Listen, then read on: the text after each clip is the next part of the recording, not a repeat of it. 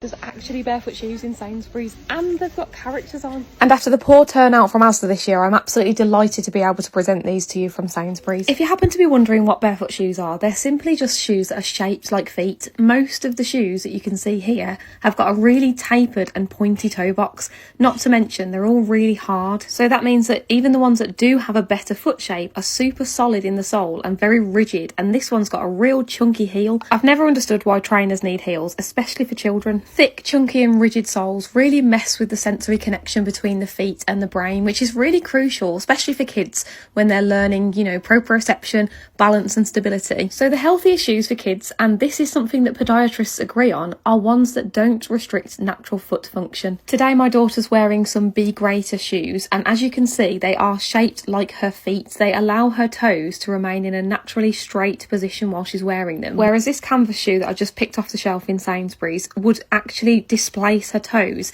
into that pointy toe box. And I also tried a couple of different sizes to demonstrate. While she's a 10, this is a 12, even inside this shoe, her toes would be forced forward and then pushed into that triangular shape. This was another example of just a standard cheap trainer from Sainsburys. You can see that her toes inside this shoe will be restricted and they won't be able to splay out correctly like they are in her Be Greater barefoot shoes. So these that I picked up off the shelf, you can actually see that they've got a much nicer toe box shape. I would call this anatomical, so her toes are able to be in a correct natural position. Bonus points for them being bluey, huh? And then if I put them side by side, just two from Sainsburys, you can see that the grey, pretty standard shoe shape is very different from the anatomical shape of the bluey shoe.